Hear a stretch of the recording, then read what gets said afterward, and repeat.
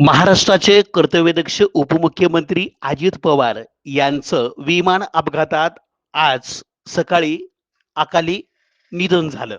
त्या निधनाची वार्ता संपूर्ण महाराष्ट्रामध्ये पसरताच त्याच्या शोक प्रसंगाचे पडसाद आज संपूर्ण सोलापूर जिल्ह्यामध्ये उमटताना दिसले आणि त्याचाच परिपाक म्हणून उत्तर सोलापूर तालुक्यातल्या वडाळा येथील व्यापारी बांधवांनी त्यांचा निधनाचा शोक व्यक्त करीत आपला व्यवसायाचा कडकडीत बंद पुकारलेला आहे आणि त्या निमित्तानं जनता लाईव्ह या न्यूज चॅनेलशी एक अभ्यासू तरुण उद्योजक तुषार साठे यांनी आपली दुःखद अशी प्रतिक्रिया या चॅनेलला दिलेली आहे आणि आपण आता थेट त्यांच्याशी जाऊन संवाद साधूया. अजित पवार यांच्या दुःखद निधनाची ही असणारी दुःखद प्रतिक्रिया. परिस्थिती म्हणजे अजितदादाजी निधनाची परिस्थिती तुम्हाला जेव्हा ही पहिली बातमी कानाला लागली, काय वाटलं? फिलिंग्स तुमच्या काय होत्या? खरंच आमच्या राष्ट्रवादी शरदचंद्र पवार पक्षाचा जरी असला तरी शरदचंद्र पवार पक्ष हा अजितदादा आणि शरद पवार यांच्या विचारावर चालणारा पक्ष आहे.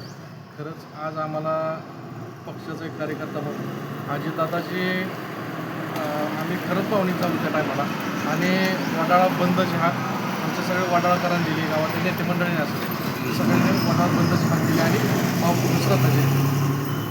काय त्यांच्या नेतृत्वाबद्दलचे काय तुम्ही डोळ्यांनी पाहिलेले एखादे काही प्रसंग अनुभव? त्यांचे नेतृत्व मी अजितदादांना एकदाच बघितलं आणि एकदाच भेटलो. एक शिफारसीसाठी गेलो होतो.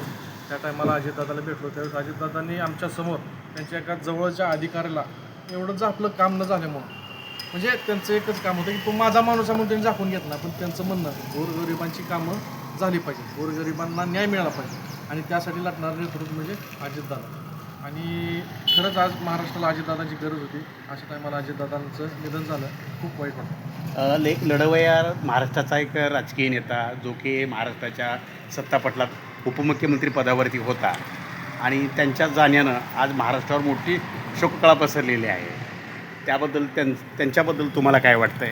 नाही, मी सांगतो बघा, खरंच विकासाचं काम म्हणजे इथं कोणच महाराष्ट्रात दुसरं अजितदादासारखं कामाच्या बाबतीत म्हणजे एखाद्याला काम दिलं आहे आणि ते परत ते कसं झालं हे झालं आहे ते 100% तिथं बघायला जाणार. तिथं जर एखादं तुम्ही आता सोशल मीडियावर व्हिडिओ बघत असाल भरपूर की अजितदादांनी कितीदा तर अधिकारला काम न झाल्यामुळंच आपल्याला त्यामुळे अजितदादाचं एकच काम होतं की जे काम दिलं आहे ते काम पूर्ण झालं पाहिजे. त्यांनी महाराष्ट्राचा कधी पण विचार केला, महाराष्ट्र वरच्या लेवलला नेण्याचा प्रयत्न केला. खरंच आज अजितदादाची गरज होती.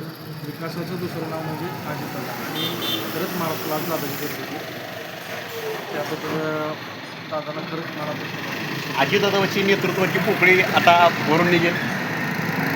हे बघा, पोकळी भरून निघणार नाही, परंतु आपलं शरदचंद्र पवार पक्ष असेल, अजितदादा असतील, यांनी आम्हाला वाटतं की आता एकत्र आलं पाहिजे आणि एकत्र येऊन पुढे येणाऱ्या संकटांना आणि जो काय महाराष्ट्रावर अन्याय होतो त्या अन्याय